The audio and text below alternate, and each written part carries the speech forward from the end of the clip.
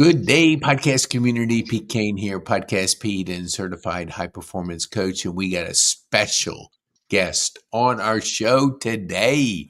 So put all your tabs, close out your tabs, pay attention because this is going to be a good podcast. So Christina, I know you better than our community. Tell our community who you are, what you do, and who you serve, and then we'll get into our podcast. Okay. All right. Well, welcome everybody. My name is Christina Hawkins. I actually kind of wear many hats. I work at McMaster Car Supply Company out in Douglasville. I'm in my 12th year there actually. And I currently am serving as a service chair for the North Cobb Rotary Club here in Kennesaw, and I'm in my third or fourth year of doing that, and absolutely love it. And I kind of serve who needs to be served. Honestly, I serve God. I am His direction, like wherever He wants me to go, I'm kind of there, and He just really brings people into my life who either I kind of need them at that season in life, or they need me at that season in life. So whether it's my children, which is always my children, and then of course the club, and then community at large too. So yeah. That's beautiful. So I want to go back to your service side of what you've been doing, because I always AI people, and so it was very apparent your servant heart, because it gave a good kind of summary of things. And a lot of times we don't do things intentionally, but because of your service with the Rotary, they tend to amplify things online more than us, and it gets into the eye. So tell me about when you first stepped in the room of Rotary. What was that like? Like, if you could share with our viewers just that moment. The first day I stepped into the Rotary Club, oh my goodness gracious, I was so scared. Okay, first of all, I'm very emotional. So letting you know that. I cry when I'm frustrated, I cry when I get scared, I cry when I'm happy, so there will be tears. So just letting you know that. Hey, look, this is... I fluff my hair, too, so letting you know that happens too. So I was terrified, honestly. I'm an introvert by nature. I compare myself with my tortoise. I kind of have a hard shell and very squishy on the inside, very emotional. I can't say anything else besides terrified. Not good with, I wasn't good with groups of people. I prefer one-on-ones anyway. I work best with one-on-ones, one-on-twos, one-on-threes. And the energy that was in that room was overwhelming, but in a good sense. It was really a good sense. It became my safe place. First few times I was in there, I was shaking, literally. I think I had a panic attack one time. I have to face the room. Still to this day, I still have to face the room when I'm speaking or just sitting in general, but the energy was so contagious and it was so positive, and where I was in life at that particular point in time was such a welcome. It was so welcome, and I was hooked. I was hooked from then on, even though I was scared to death. Well, I came in about a year and a half or so ago, and so I saw you already in your journey at Rotary. And for the viewers that don't know you and don't know about Rotary, I'll tell you what I thought, okay? Because you are in charge of letting everybody know what's going on in the community, and you're sharing. So you're all often talking in front of 85, 90 people, whatever, every Thursday that we meet. And I'm amazed at the poise, the confidence, the joy that you have during those like 2 or 3 or 4 or 5 minutes. And so to say that you are an introvert, which I think we all have introvert and extrovert in us. Some more extrovert, but Mhm. I would say I'm the same way. But I want to give our viewers a kind of a framing. Okay. Okay, so I'm watching you just absolutely capture the room, talk with Mhm. authority, confidence, joy, and just have fun, laughing, kidding with people. Okay, that's a year and a half after I had been Mhm. in. I'm Mhm. seeing that side of you. I'm not seeing the timid, scared to be in front. I'm not seeing that side. So, Mhm. our viewers, how did that journey evolve over maybe a year or two? Because we all have a journey. Mhm. How did you get Mhm. to the point you are today from where you started in Rotary? What kind of transpired in your personal growth? So a couple layers on that. Nancy Prochaska, who is the president at that time, she the first year I was there, I went on a I love to work with my hands. I love to work in the garden. I love to serve behind the scenes. I'm a behind the scenes kind of girl. I Mhm. do not. The ironic part about the whole thing is I do not like to be in the spotlight at all. At all. Um, so that we as a club we ended up going to Devereaux Health Behavior Facility, Mhm. and we did a tour of the facility, and there was maybe about 20 of us who ended up going to that. And at the very end of the trip or the tour, we ended up at their greenhouse, and it needed some TLC. Mhm. And so Gwen Skinner, who's the executive director, she was speaking, and she mentioned it, and then and I said, Gwen, tell me more about the greenhouse.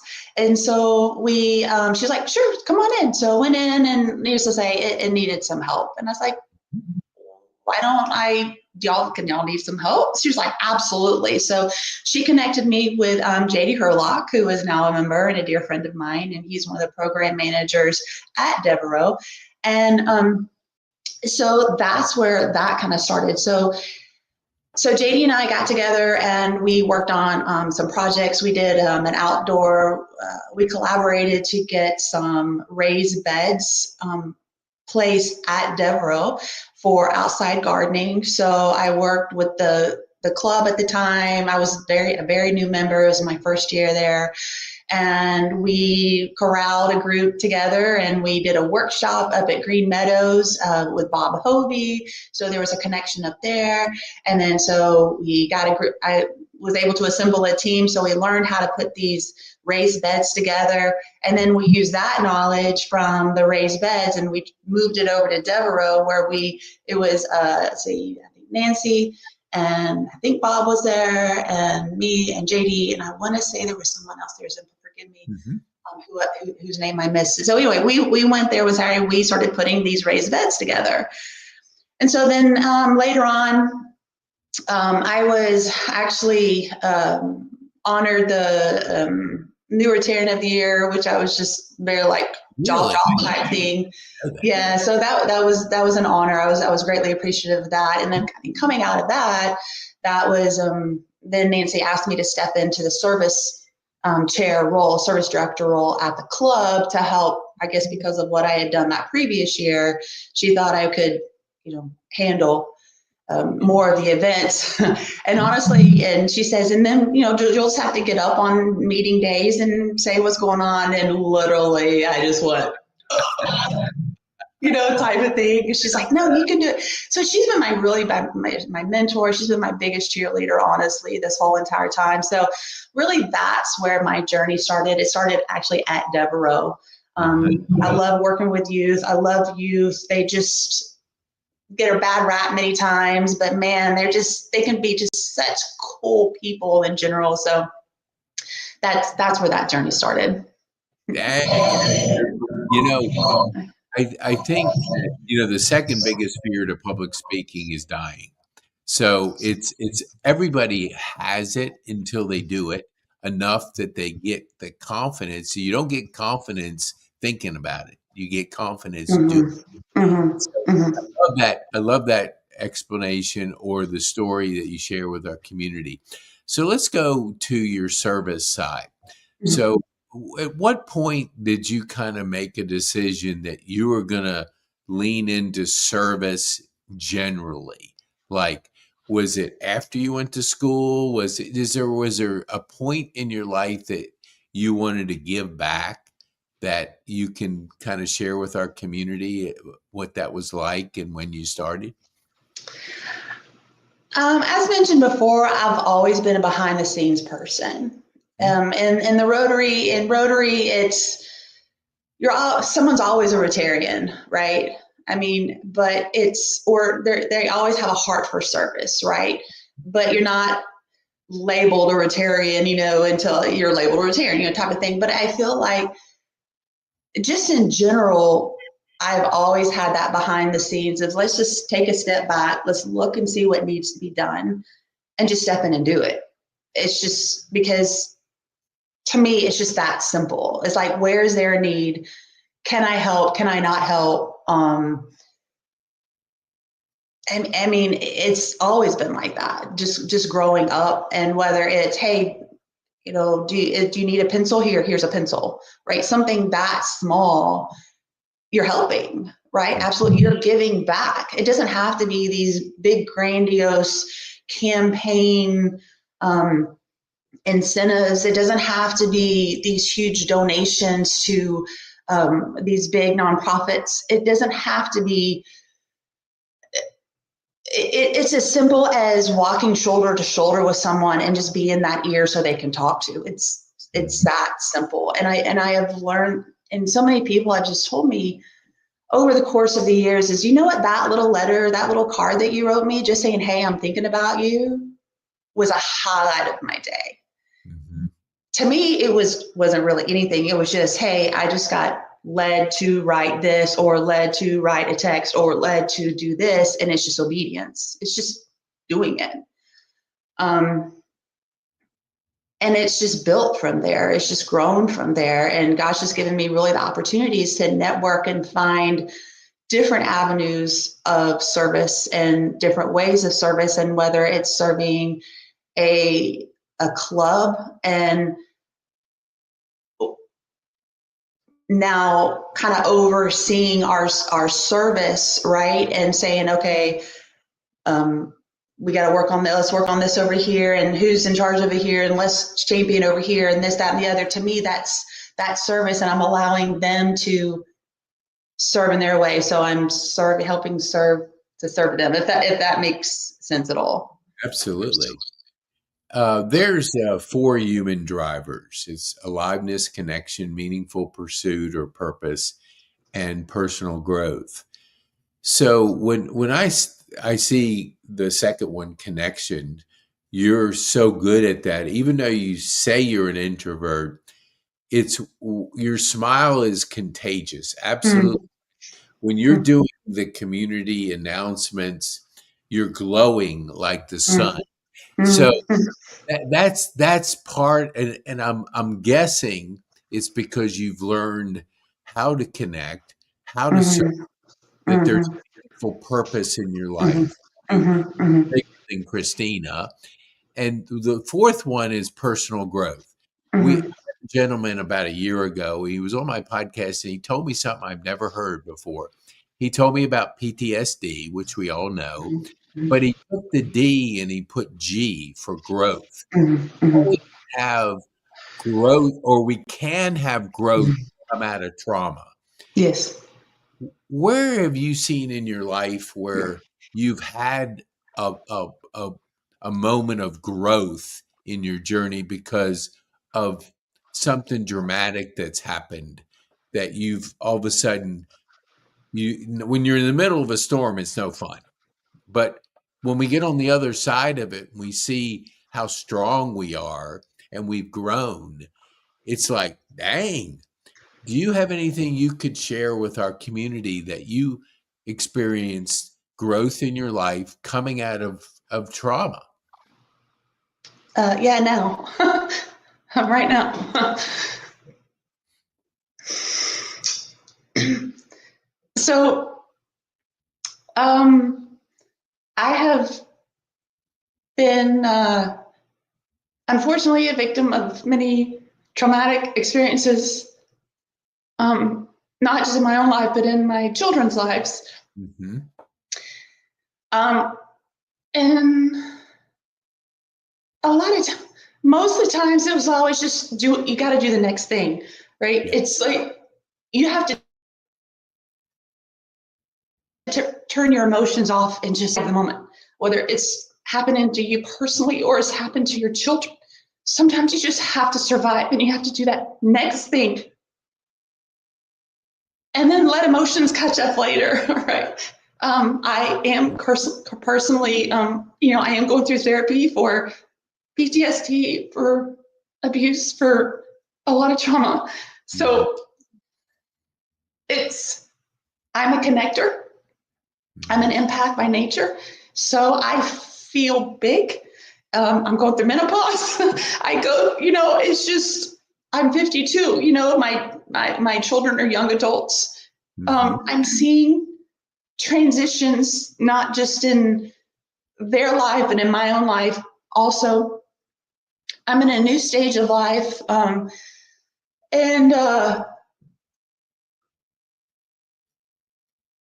what I'm learning is God has me here for a purpose, and it's not about me. And I feel like when I start to grow the most is like when Satan and the devil's come in and they're just like pounding, But, I heard the quote is that, God only gives the strongest battles to the strongest warriors. And I can tell you that I don't feel strong most of the time or all the time. But apparently God does. And he sees something that I don't see. And so I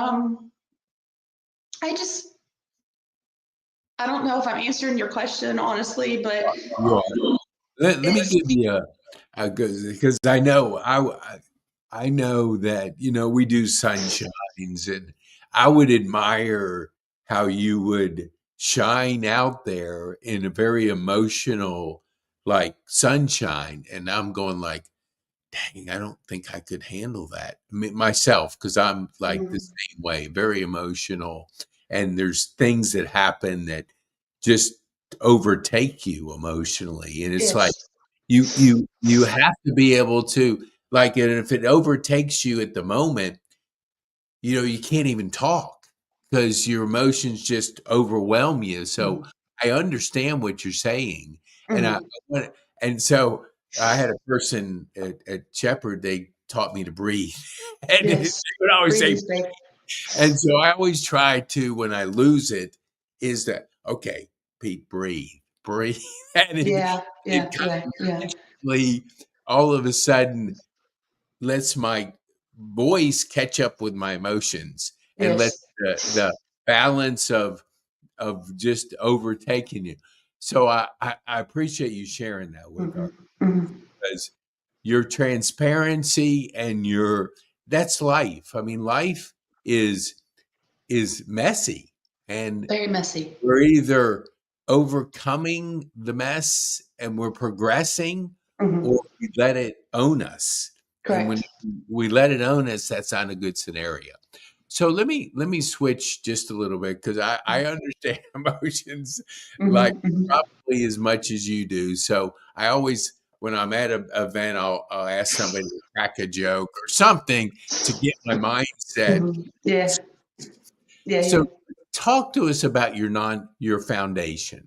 because we were speaking this morning Mm-hmm. about that time you were thinking, you know what, we're running into some issues. I'm going to Mm-hmm. shut this thing down. And a Mm-hmm. friend of yours said, no, don't do it. Mm-hmm. And I think the answer was simplify some things, find out what we've learned along that journey, and just keep building on it. So share with our viewers what you're doing with your foundation, Mm-hmm. and just that conversation of, that moment where do I shut it down or do Mm-hmm. I continue? and how a Mhm. person obviously spoke into your life to give you Mhm. some advice. Mhm. Back in 2021, I started a nonprofit called the Sybil Ludington Foundation. It's a 501c3 organization. At the time, the mission was to find those young ladies, youth who had exhibited resiliency in their life and tell their story, give them an award, challenge coin, that type of thing. Well, I had like 5 on my board at the time, and I've got some OCD, I've got ADHD, I've got like a whole lot of kind of things going on right there. And I just didn't know what I was doing at the time. All I knew is I wanted to find these youth and just say, hey, look, we see you, we know and let's just get your story out there type of thing, you know. Mm-hmm. Well, life happens. We had just come out of COVID, and life happens, and people's had to step off the boards for various and sundry reasons. And when I set up the organization, I honestly didn't know what I was doing. Honestly, I was just kind of piecemealing it here and there. And I'm currently in my 3rd semester at Johns Hopkins University studying to get my master's in nonprofit management. So as I'm now in the throes of learning what to do right, like what I should do, I've learned that I did a lot of things right at the beginning, setting things up, 501c3, tax exempt, website, bank account, all that kind of stuff, did right. But I did get the cart before the horse in many other things, right? I got very complicated. I dream. I'm a huge dreamer. I'm a big dreamer. And I was like, we can do this, we can do this, we can have this program, we can do this, that, that, that. And I know it overwhelmed, you know, some of our members, and some were just like, yeah, let's do this. And then the other people were like, oh my God, I didn't realize it was going to, you know, be this much work, which I completely understand and I completely get, right? Mm-hmm. So people stepped away from the board. You could just kind of see it. Life happens. Oh, life happened big. And it just kind of started falling by the wayside, honestly. And I started questioning, should I have started a foundation to begin with, right? So my friends just kept telling me, look, just let's just don't shut it down right now, right? Let's just get through school, work through things and whatnot. I'm so glad that I heeded their advice, because now I just thought, you know what? It's about the stories, right? It's about these youth, and just to give that encouragement to others that, like, look, with challenges in life, right? Mm-hmm. So many times we want to avoid them. So many times we don't want them. It's divorce. Our children get in accidents. Trauma, abuse, mental, physical, emotional. We don't want them. We don't want it. And sometimes we just need somebody at our side to go, come on, I'm here with you, right? Yes. Well, our children are no different. I've got 3 daughters, 21, 23, and 25. Mm-hmm. They're going through life. Mm-hmm. And I want them to know that their mother is right there to help them through it, not to get them out of it, right? Because that's where character is built. That is where we learn our biggest lessons, right? But I've seen so many youth that have hit that wall, that have, whether life of their own choosing, things happen of their own choosing, things of not their own choosing, that they hit that wall and they were successful, great grades, going somewhere, and they got derailed. Mm-hmm. And all they needed was just somebody to say, hey, look, we got you. So it's just, what do you need? What can we do, right? How can we go shoulder to shoulder and walk with you through this? And they're resilient. And I want to share those stories, because it's going to help other youth. It's going to help adults that are going through whatever going through. I mean, my own girls, they've gone through adult things. They've gone through depression. They've gone through bipolar. They've gone through trauma. They've gone through homelessness. They've gone the bullying. They've gone through all that. And as a mother, I feel that for them. Do I want them to go through that? No, I don't. But I'm going to be with them as they go through it, right? Mm-hmm. Because I've had that. Sometimes I had to go through stuff on my own, but I wasn't alone. God was right there next to me. And sometimes he was in front of me. Sometimes he was beside me. And sometimes he was behind me, giving that little nudge to keep going, right? So with Sybil Ludington was a 16-year-old young lady considered the Paul Revere of the Revolutionary War. She was 16 years old, oldest in her family, and nobody really knows about her. But she did a 40-mile horseback ride while the English were invading her town of Danbury, Connecticut. Her father was a militia officer. Well, anyone in the equestrian world knows that to ride 40 miles on horseback is going to take a long time. It's going to take about 8 hours, 8 to 10 hours. It was at night. So she had to be cunning. She had to be skilled. She had to be smart. She had to know her horse. She had to know her limits. She had to know her horse's limits. She had to get, the enemy was all around her. So she had attributes and characters about her that if you look at the story and the behind the scenes story, she accomplished her mission. Her father said, come back, we'll see you at daybreak. So she traveled all night on her own at 16 years old. I love the story. Yes. And that's why with Sybil now, I want to simplify, like you said at the very beginning. We can worry about the other stuff. Maybe we do programs, maybe we do this, or maybe we that, but let's just get back to the basics of let's tell the story of those students and those youth who've gone through homelessness, who've gone through drug addiction, who've gone through alcohol addiction, who's gone through trauma, who's gone through human trafficking, who's gone through, and they may not be completely out of it, but you know what? Let's tell their story as much as we can as an effort to encourage others that, look, we're here, we've got you, and you can do this, right? Because here's examples. Here's another example of those who have. So hopefully that answered your question. Oh yeah, it did. It did in a mighty way, because I think when you say God's behind you, beside you, in front of you, he's always with you. Mm-hmm. And the things we go through in life, the things that we don't really enjoy, are those times when we grow the most and we see him the most in through that. So, and I totally agree with you. Our youth, they're our future, and we have to pour into them, because you and I have life experiences that we can glean on and we learn from, we grow from.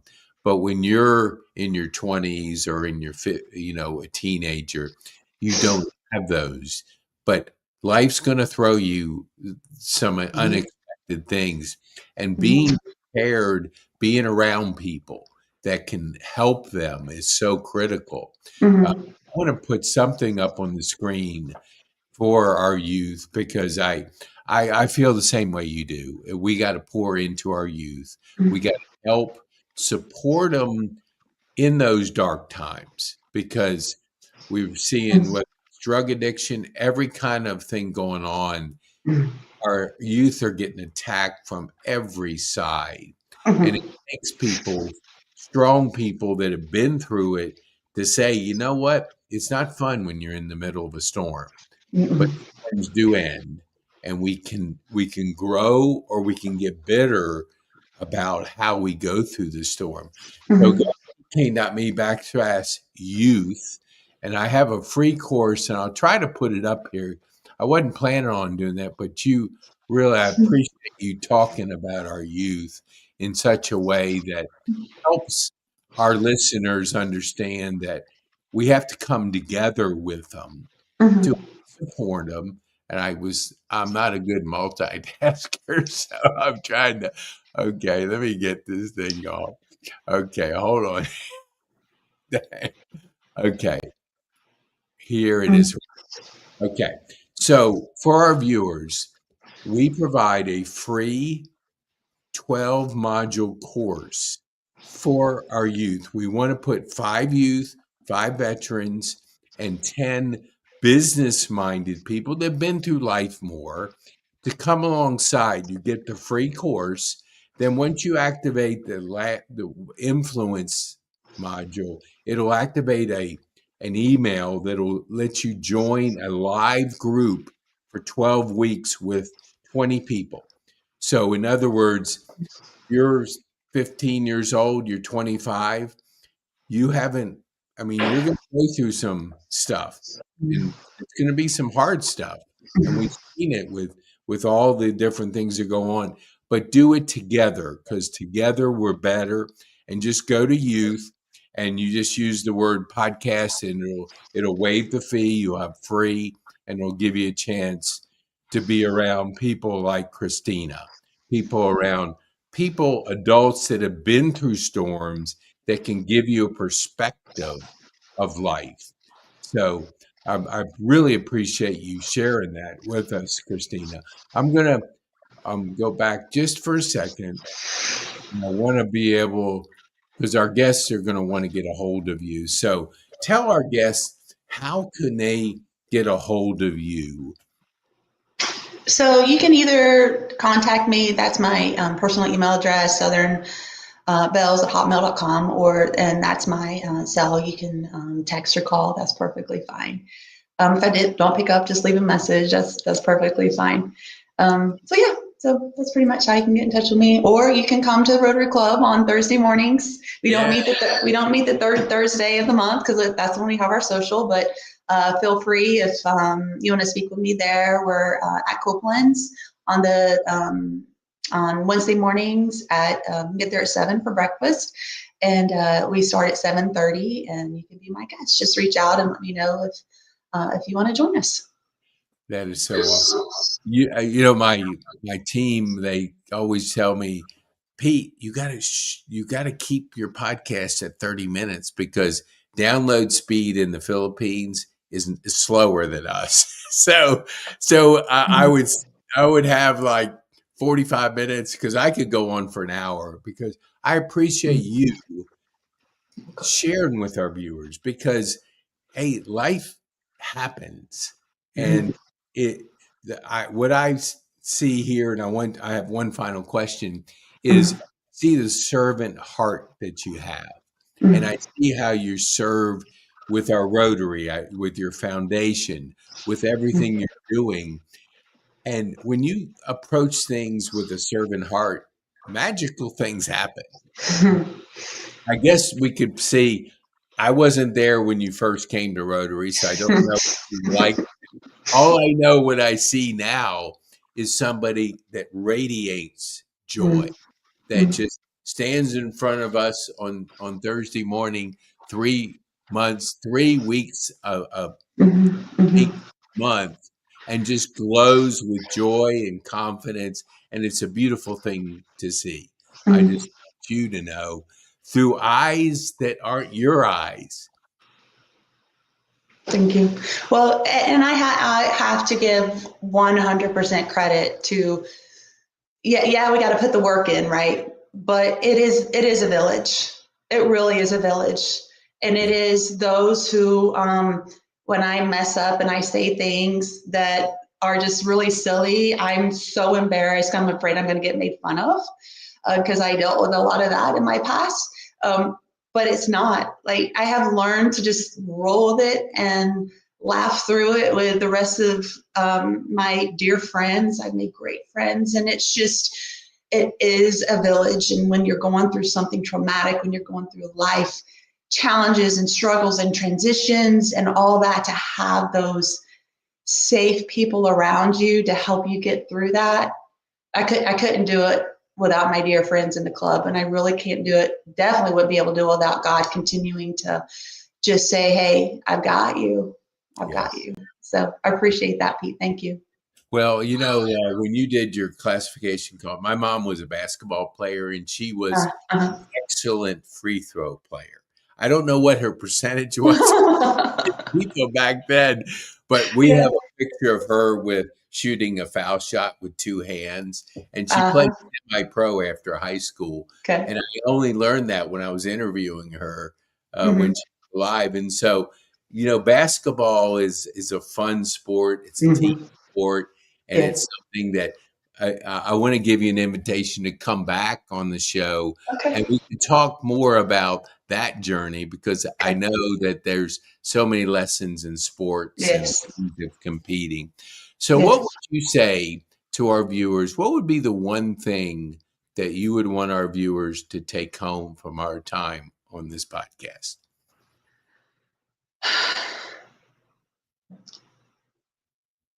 Don't be afraid of the storm. That is so good. Because it's going to come. And if it has already come, enjoy the peace. Enjoy the peace. And learn from what you've learned in the storm. And don't sabotage the current peace, thinking that, oh, another one's going to come. And there might be one, but it might not be as harsh as the one you just went through. But when it comes, face it and have those safe people around you to let them help you through it and go through it, because it will change you. It will help you become a better person, no matter how much it hurts. Be strong. Be strong. Thank you for those encouraging words, because we all need encouragement. That was just absolutely beautiful. Thank you, Christina, for sharing with us. I mean, I lose it. And I'll tell you one more thing before we go. There was, I think it was about 6 months ago or 5 months ago, you were sharing some, and I was going like, one day I'm going to be courageous enough to share. Yeah, this has been a long time coming. Honestly, I was very afraid to do this. Honestly, probably about as afraid as maybe not as afraid as I was to step up that first day as being the service director of North Cobb Rotary Club, as I was literally shaking, so badly shaking. But y'all also didn't know I have I've been doing a lot of this with my hands underneath and whatnot. So, but it's just facing that challenge because you don't know where it's going to lead.